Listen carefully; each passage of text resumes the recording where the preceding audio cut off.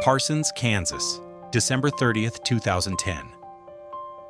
Inside Dwayne's photo, a complex mechanical processor ran for the very last time, pulling strips of 35mm film through 14 distinct chemical baths. When the machine finally stopped, a 74-year era ended. At its peak, Kodachrome demanded massive global laboratories, processing millions of rolls annually. By this final day, the dealer count was 0. The Rochester factory line was dead. The highly toxic K-14 chemicals were completely exhausted. Photographers, archivists, and families who had documented generations on its emulsion were left holding unexposed yellow boxes that were now entirely useless. Yet the paradox was written into the physical film itself. It still worked perfectly. The slides developed that afternoon will retain their flawless, vibrant colors for over a century. The object was not broken. The market simply refused to wait for it. But the real story of Kodachrome is not the story of a single machine shutting down in Kansas. It is the story of how an impossibly complex chemical system held a monopoly on American visual memory before speed and convenience dismantled it. Every week, we tell the stories of the cameras, lenses, films, factories, stores, labs, and repair benches that once taught people how to see, and what happened when the market moved on. Subscribe if that history matters to you. The story begins not with nostalgia, but with a specific place inside a laboratory in Rochester, New York, in 1935. Before the mid-1930s, the world of serious photography was a black and white world. It was not that color photography did not exist. It was that color photography was a severe mechanical and physical compromise. If a photographer in America in 1930 wanted to capture a scene in color, they relied on early, cumbersome systems, the most famous being the Kodachrome. Invented by the Lumiere brothers in France, the Kodachrome was a photographic glass plate covered in millions of microscopic dyed potato starches, colored red-orange, green, and blue-violet. These starches acted as microscopic color filters. The results were undeniably beautiful, possessing a painterly, pointillist texture that looked like an impressionist painting. But the Kodachrome was fundamentally incompatible with the direction the camera market was moving.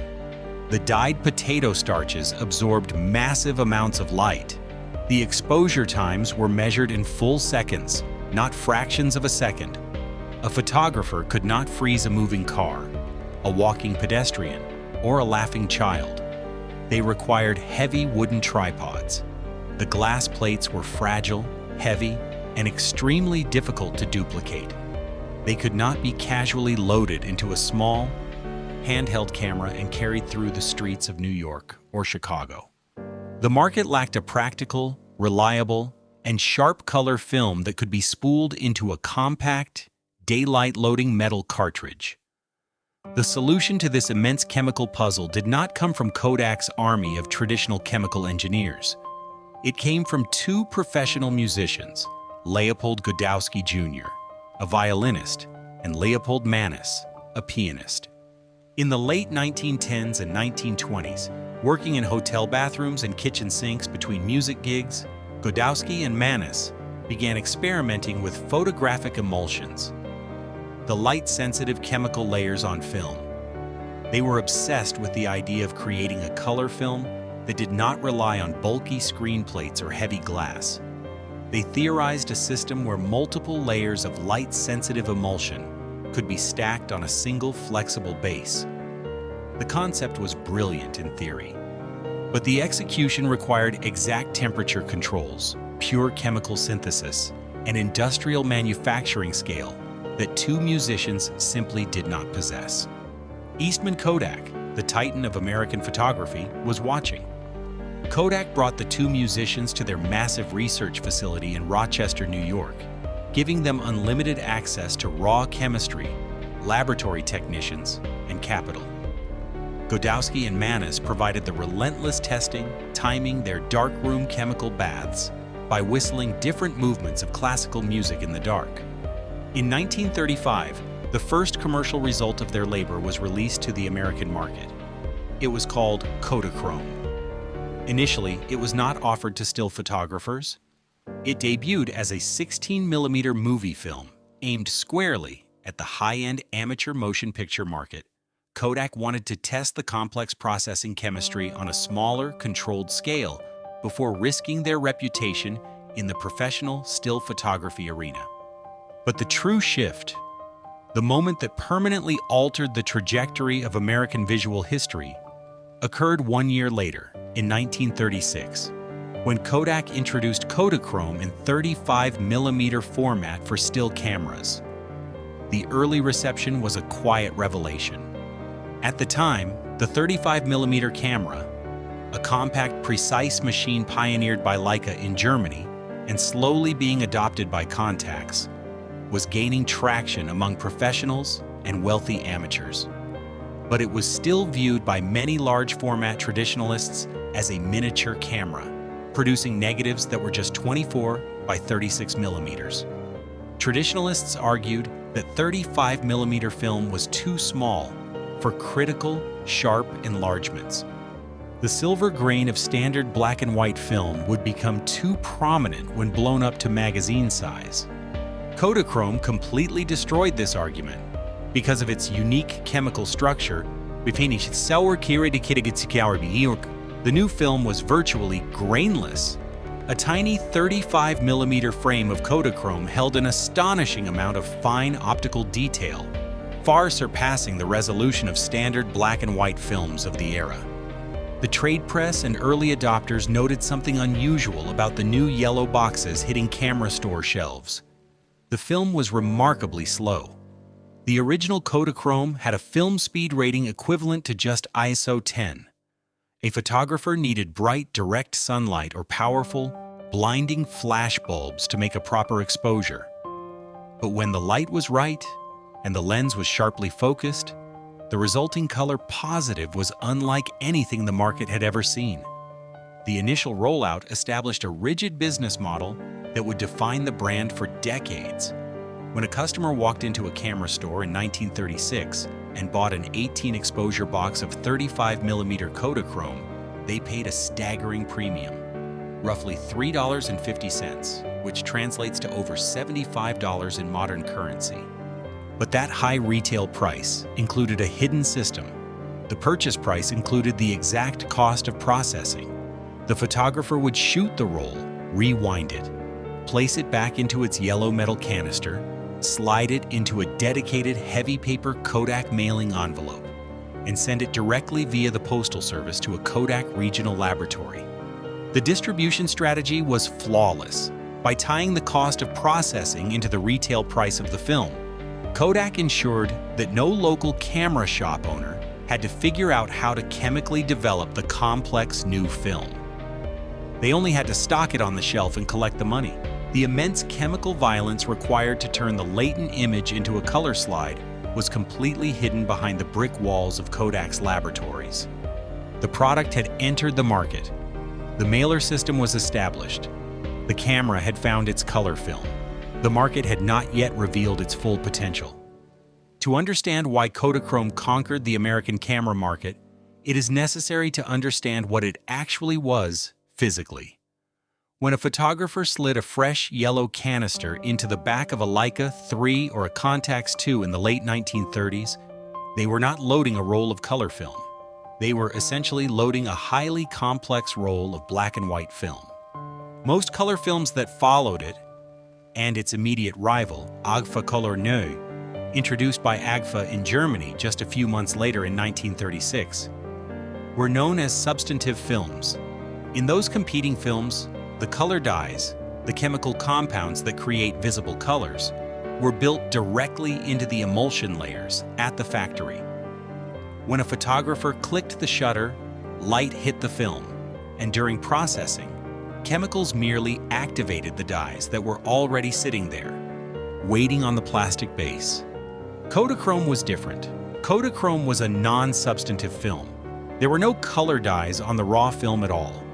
The film base was coated with 3 distinct microscopic layers of silver halide emulsion.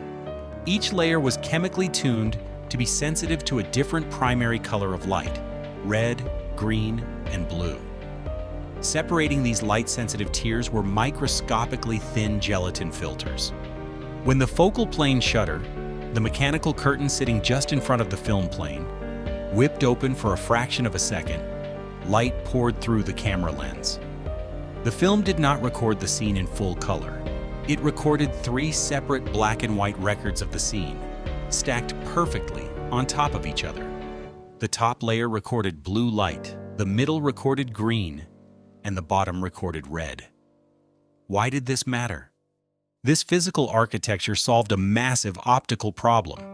Because the raw film did not contain bulky color dye couplers, the 3 emulsion layers could be coated incredibly thin. The total thickness was barely a fraction of a human hair. This extreme thinness is what gave Kodachrome its legendary, terrifying sharpness. Light passing through the lens did not have to scatter and bounce through thick, muddy layers of pre-existing dyes before it hit the silver. It struck the silver halides with absolute surgical precision. But this genius on the optical side created an immense, almost impossible burden on the laboratory side. Because the film lacked its own dyes, the color had to be forcefully injected into the film during development. The processing method, which eventually evolved into the legendary K14 process, was an industrial gauntlet. It could not be done in a darkroom sink. It required a continuous, heavily mechanized factory line.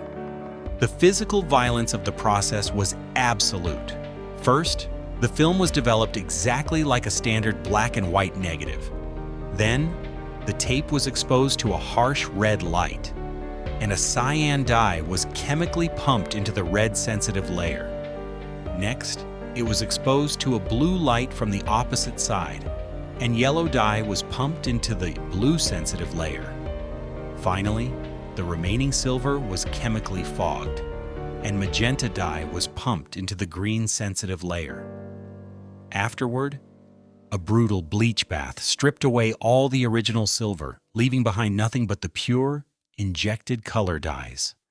Competitors could not match it. Agfacolor was dramatically easier to process. A local lab could handle it with just a few chemical baths. But Agfacolor negatives could not match Kodachrome's resolution, nor its archival stability. Because Kodachrome's color dyes were introduced in the sterile environment of a Kodak laboratory, rather than sitting on the film shelf degrading for months before exposure, the final resulting colors were incredibly pure. The reds were deep and saturated. The yellows were brilliant. In fact, Kodak itself understood the brutal complexity of the Kodachrome process. By 1946, they introduced Ektachrome, a substantive film that professional photographers and independent labs could process themselves using a much simpler chemical kit. A press photographer on a tight deadline could run Ektachrome in a hotel bathroom. But professionals quickly realized the trade-off. Ektachrome was fast and convenient, but the dyes faded relatively quickly, and the grain was visibly softer. Kodachrome remained the undisputed king of critical sharpness and archival permanence. By the early 1940s, the film's reputation spread through the trade press. Magazines like Popular Photography and Minicam Photography devoted heavy page counts to explaining the miracle of the new color process. Professional adoption was slow but deliberate. Even black and white purists like Ansel Adams and Edward Weston experimented with Kodachrome, hired by Kodak to test the medium format sheet versions.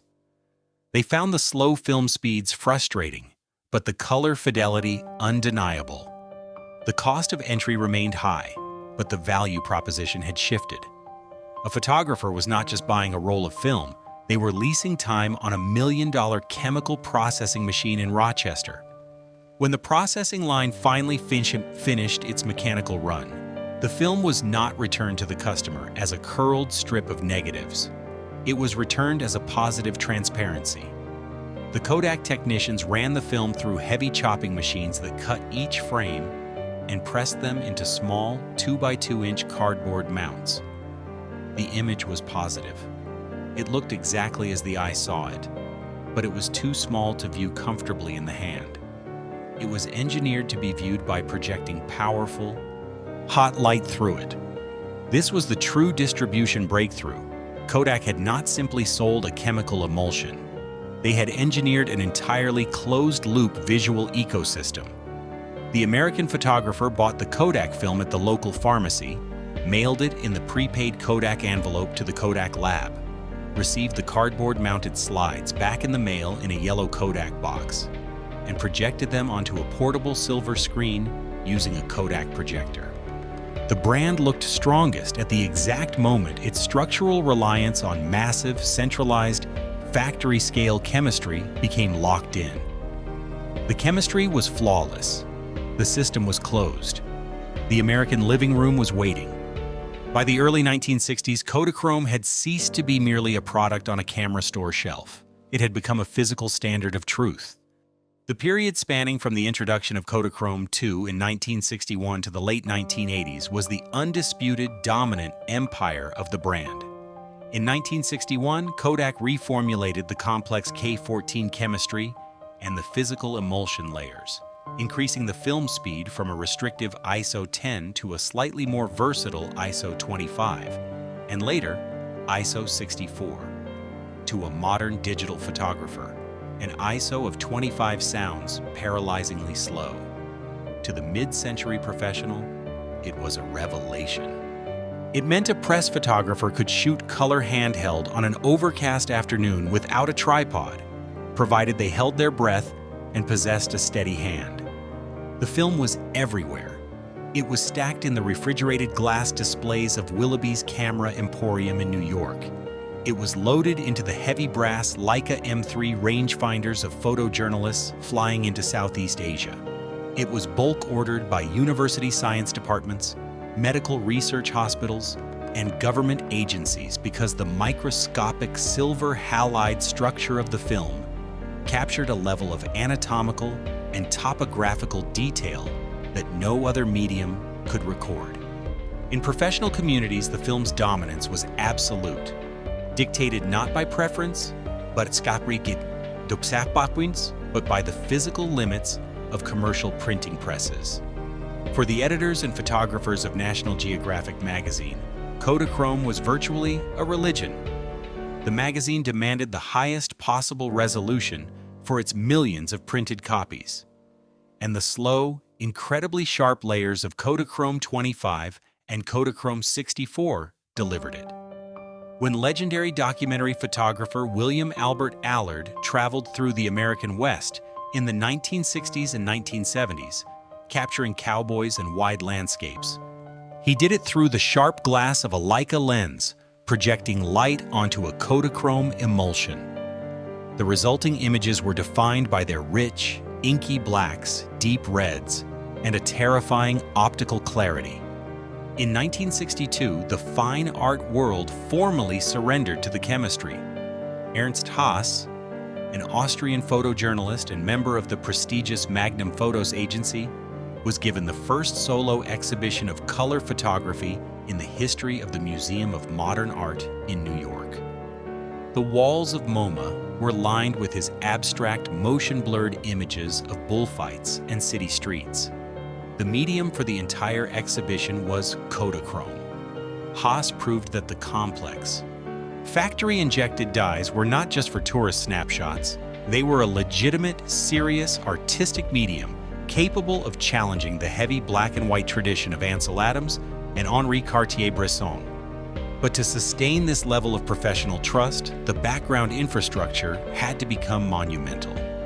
Because the non-substantive film had to be developed in a continuous, highly toxic, multi-stage chemical line, Kodak built a network of massive, factory-scale laboratories across the globe. There were processing fortresses in Rochester, New York, Fair Lawn, New Jersey, Rockville, Maryland, Chicago, Illinois, and Hollywood, California. Internationally, facilities ran around the clock in Paris, London, and Tokyo. These labs were not quiet dark rooms. They were roaring industrial plants, Millions of prepaid yellow mailer envelopes flooded through the United States Postal Service every week. At the Fair Lawn facility alone, thousands of rolls of Kodachrome arrived every morning. Technicians working under dim, specialized safe lights spliced thousands of rolls together into continuous, miles-long ribbons of film. These massive reels were fed into continuous processing machines the size of school buses, moving steadily through the precise temperature-controlled baths of developer, red light exposure, cyan dye injection, blue light exposure, yellow dye injection, and silver bleach. The volume was staggering. Industry estimates suggest that at its peak in the 1970s, Kodak was processing tens of millions of rolls of Kodachrome annually. A professional photographer on a tight magazine deadline could shoot 20 rolls of Kodachrome 64 at a protest in Washington, D.C. on a Tuesday, drop the film in a FedEx pouch to a Kodak Pro Lab, and have the cardboard-mounted slides back on an editorial light table by Thursday morning. The system was massive, heavy, and physically violent in its chemical reality. But to the photographer, it felt seamless. The camera had found its ultimate recording medium, but the true scale of the empire was not located in the press rooms of Manhattan or the art galleries of MoMA. It was located in the American living room. In the domestic market, the viewing of Kodachrome slides became a fixed cultural ritual. Kodak had engineered an ecosystem where the film was returned to the consumer not as a strip of fragile negatives, but as positive transparencies. Slides, mounted in rigid 2x2-inch cardboard frames. The image was positive, looking exactly as the eye saw it, but it was too small to view effectively in the hand. This required hardware. In 1961, Kodak released the carousel projector, a machine that would become a fixture in millions of American homes. The physical sensory scene was repeated in endless variations from suburban California to rural Ohio. The living room lights were turned off. The heavy, warm hum of the projector's cooling fan filled the silence. The scent of hot dust burning off the projection bulb lingered in the air. The heavy, mechanical clack-clack of the plastic slide tray advancing echoed in the dark. And suddenly, a vibrant, glowing rectangle of memory was cast against a portable silver screen or a blank white wall. The colors were hyper-real. The reds were deeply saturated. The blues were rich. The skin tones were unnervingly accurate. If this film disappeared, America would not simply lose another roll of merchandise on a drugstore shelf.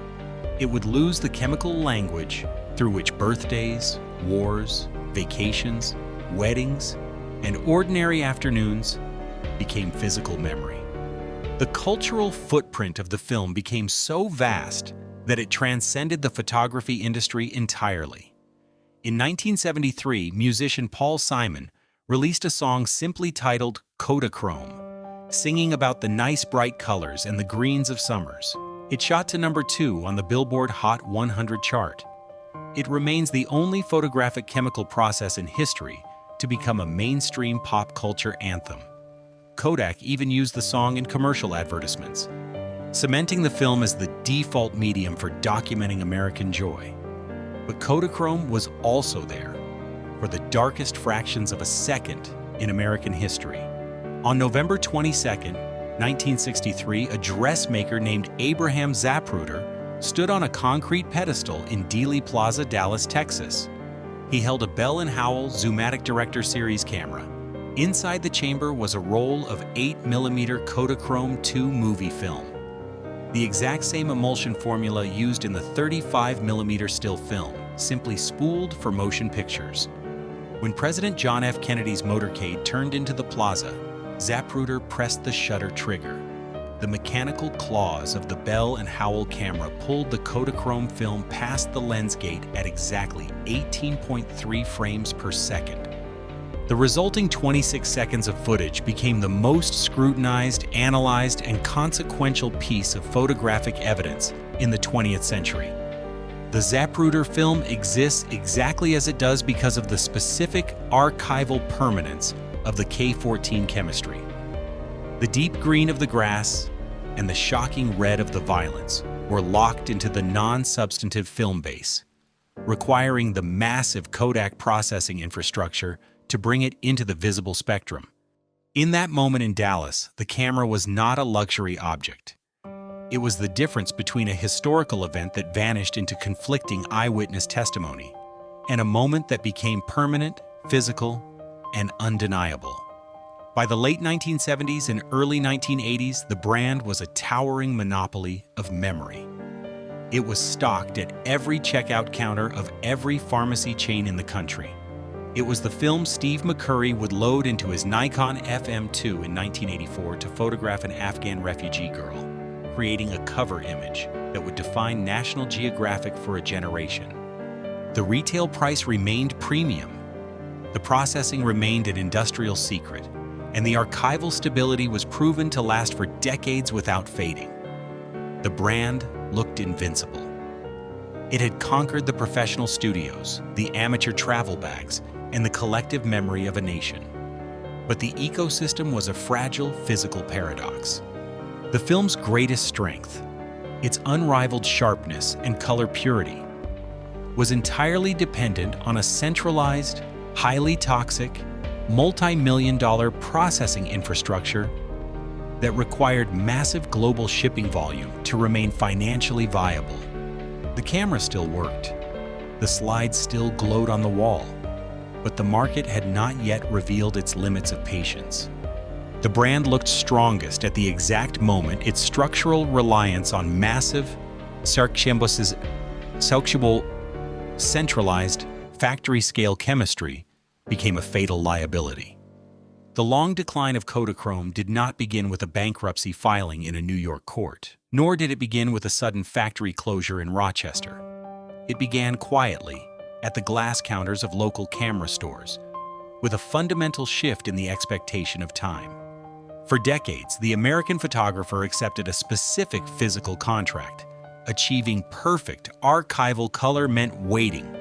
You shot the roll, filled out the heavy paper mailing envelope, sent it into the vast United States Postal Service network, and trusted that a week or two later, a yellow box of cardboard-mounted slides would arrive in your mailbox.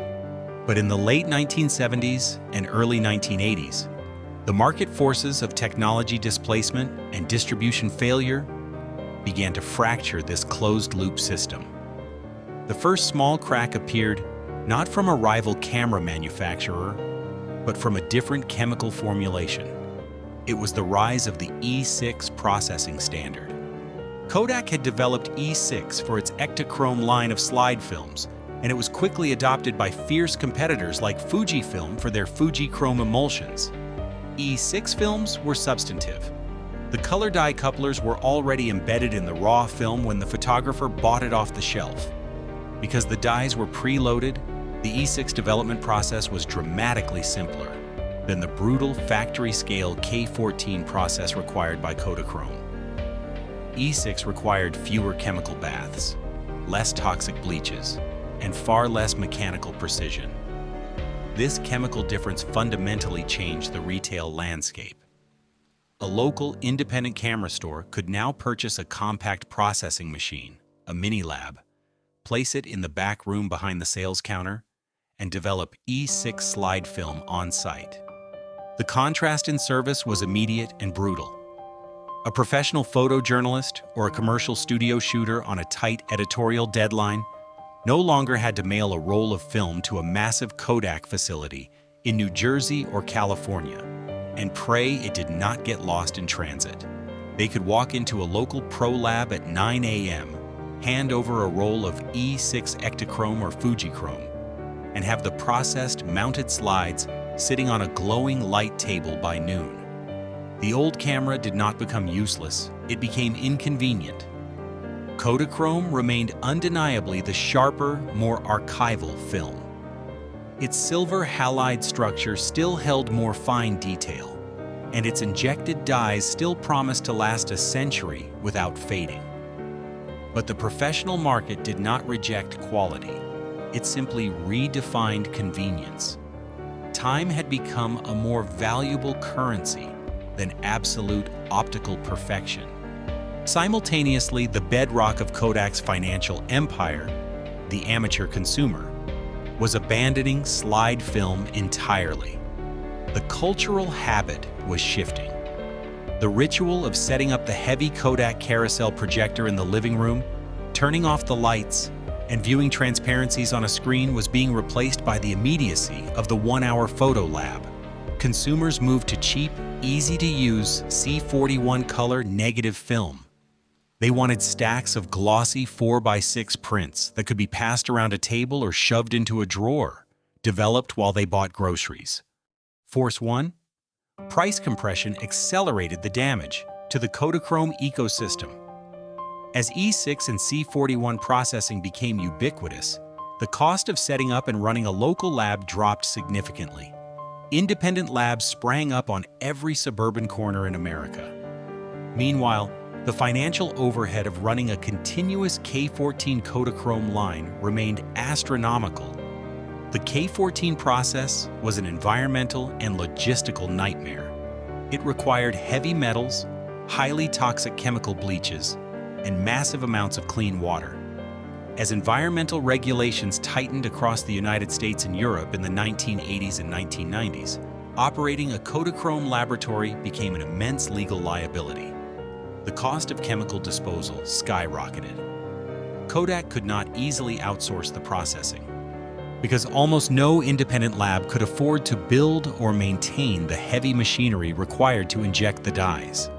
Then, in 1990, the professional verdict shifted entirely.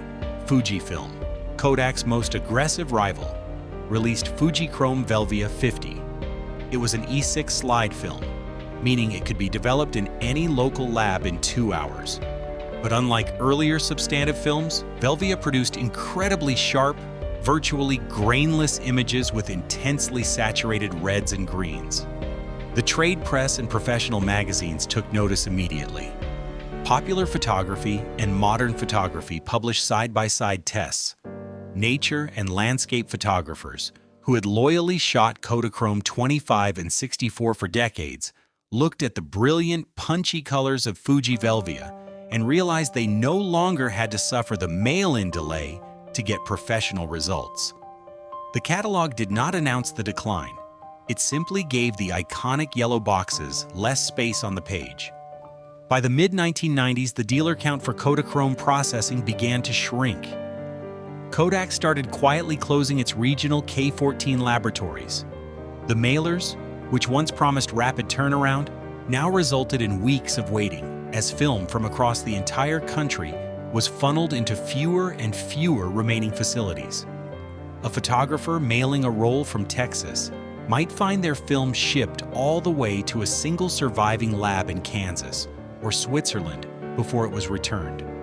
The repair delay was not a service problem. It was a warning. The film remained the sharpest, most chemically stable object in the photographer's bag. The massive, centralized industrial system required to support it had begun to fail. As the 1990s came to a close, the Kodachrome ecosystem was battered by local one-hour labs and Fuji's aggressive E6 slide films, but it was still breathing. The fatal blow, Force 5, technology displacement, did not come from another chemical emulsion. It came from a silicon chip. In 1999, Nikon released the D1, the first practical, purpose-built digital single-lens reflex camera aimed directly at photojournalists. It offered a mere 2.7 megapixels, an image resolution drastically lower than a single frame of Kodachrome 64. But to the professional market, the resolution no longer mattered. Speed had become the ultimate currency. A press photographer standing in a war zone or at the edge of an Olympic track could now shoot a photograph, review it instantly on a small LCD screen, and transmit it back to a news desk in New York via a satellite phone in minutes. The entire concept of a mail-in film lab, which required physically transporting a yellow canister across oceans and continents, was instantly rendered obsolete. The professional verdict was merciless. Magazines that once demanded the archival stability of K14 chemistry began accepting digital files. The heavy Nikon and Canon film bodies were relegated to backup bags, and the yellow boxes of Kodachrome were left in studio freezers, past their expiration dates. The physical consequence for Kodak was a logistical nightmare. The K14 processing machines in Rochester, Fair Lawn, and Chicago were designed to run continuously, processing tens of thousands of rolls a day. They required massive volumes of film to maintain the delicate chemical balance of the cyan, yellow, and magenta dye baths. As the daily mailbags grew lighter, the machines began to starve. Running a massive toxic chemical line for a shrinking handful of die-hard amateurs was financial suicide. In 2004, the catalog line shrank officially. Kodak announced the discontinuation of Kodachrome in medium format, completely severing the film from the high-end commercial studio market. Then came the closures. Kodak began dismantling its legendary global network of processing fortresses. The European labs were shut down.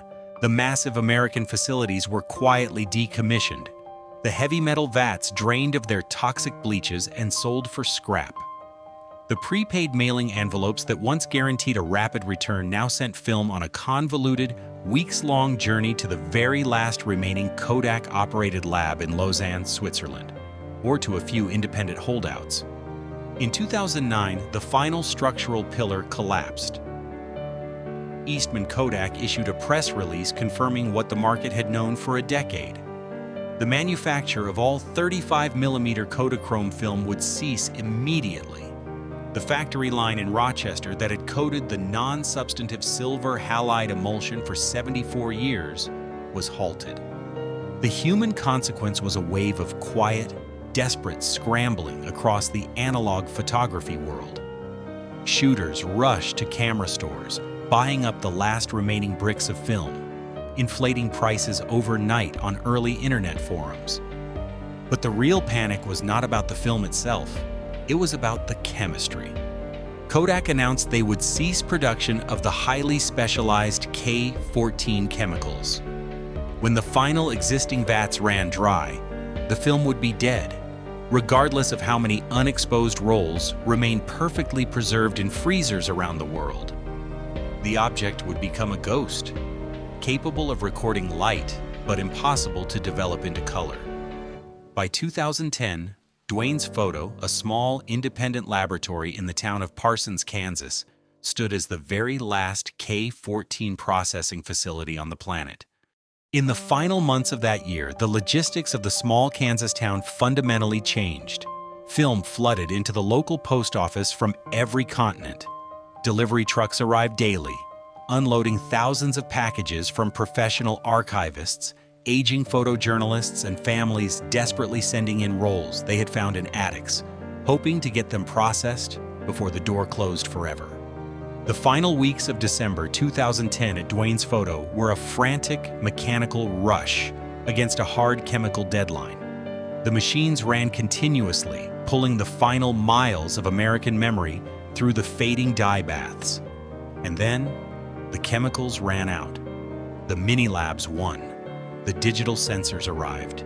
The factory line halted. The mail-in envelopes stopped. The chemical vats ran dry. The projectors went dark. The slides remained. The market moved on. Following the final mechanical shutdown at Duane's Photo in late December 2010, the physical reality of the Kodachrome ecosystem evaporated with a shocking, quiet speed.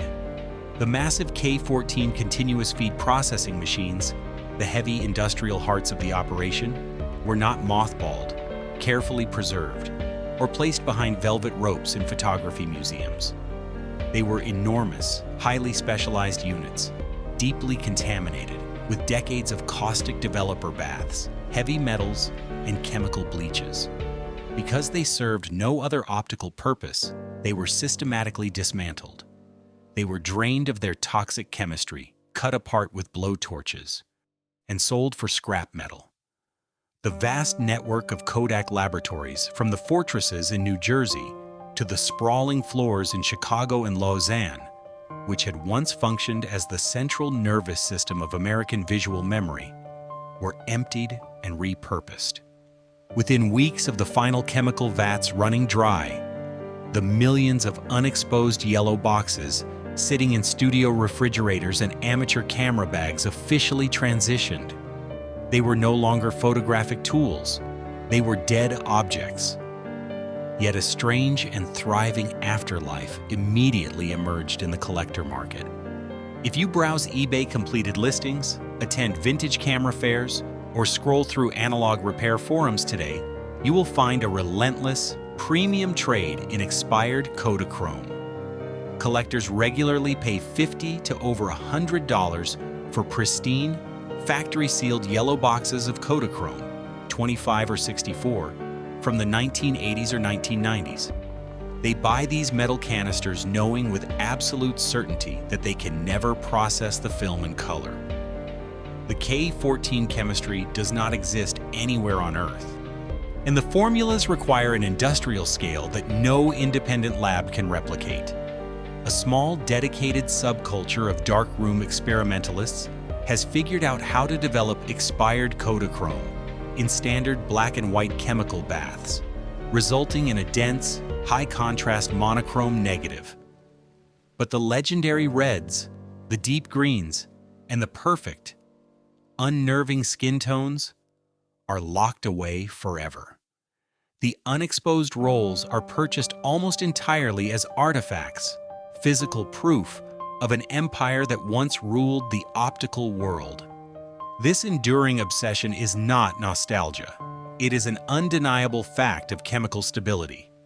If you walk into a museum archive, a local historical society, or even a dusty antique store and pull a standard C41 color negative or an E6 slide from 1992 out of a shoebox, you will likely find that it has degraded. The built-in organic dye couplers have shifted, the highlights have yellowed, and the shadows have turned a muddy, faded magenta. But if you pull a Kodachrome slide from 1954 out of a metal storage carousel and place it on a modern LED light table, the shock is immediate. The image looks exactly as it did the day the postal worker dropped it into the mailbox. The reds are still violently deep and saturated. The blues are perfectly sharp, because the color dyes were forcefully injected into the non-substantive silver halide emulsion in a tightly controlled factory environment. They achieved a terrifying archival permanence. The film did exactly what it promised to do. It stopped time, and it held it steady. Today, the physical geography of the Kodachrome empire has been largely erased. Building 53 at Kodak Park in Rochester, the massive humming manufacturing facility where the complex K14 emulsion was engineered and coated onto miles of acetate base, no longer exists. It was packed with explosives and imploded in a controlled demolition in 2007, reducing the undisputed birthplace of American color memory to a cloud of concrete dust. The sprawling Kodak Park is now the Eastman Business Park, heavily repurposed for modern manufacturing. Only Dwayne's photo in Parsons, Kansas remains standing, having returned to standard digital printing and conventional film processing, forever bearing the invisible weight of being the final doorway through which the K14 era passed. There is a final surprise footnote to this collapse, a deliberate attempt to honor the chemistry before the door closed forever. When Kodak officially halted the production lines in Rochester in 2009, they handed the very last manufactured roll of 35mm Kodachrome to Steve McCurry, the same photojournalist who had used the film to capture the Afghan girl 25 years earlier. McCurry loaded the final 36 exposures into a Nikon F6. He carried the heavy camera through the streets of New York, traveled to India to photograph a nomadic tribe in Rajasthan, and finally flew to Kansas in July 2010 to personally hand-deliver the spent yellow canister to the technicians at Dwayne's Photo. That single roll was treated with the exact same brutal, industrial K14 process as the tens of millions of rolls that had preceded it. The ultimate irony of Kodachrome is that its greatest optical triumph was the exact blueprint of its destruction. The film required an impossible Sabusowo centralized monumental industrial effort to create a perfect, lasting image. It forced the American photographer into an agreement. In exchange for absolute sharpness and archival permanence, you had to surrender control of the processing, and you had to wait. When the market forces of the late 20th century decided that speed, convenience, and local control were infinitely more valuable than a century of color stability, the system collapsed under its own weight. The film did not fail. We simply stopped being willing to wait for it.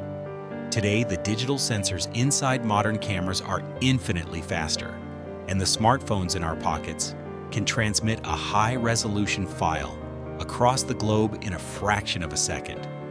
But in a quiet, temperature-controlled basement of a national archive, a gloved technician carefully lifts a 2x2-inch cardboard mount from a metal storage drawer. They hold the translucent strip of 35mm film up to the cold white glow of a viewing lamp, where the light of the present day shines perfectly through the suspended, factory-injected dyes of a summer afternoon caught 60 years ago, the colors still refusing to fade. See you in the next one.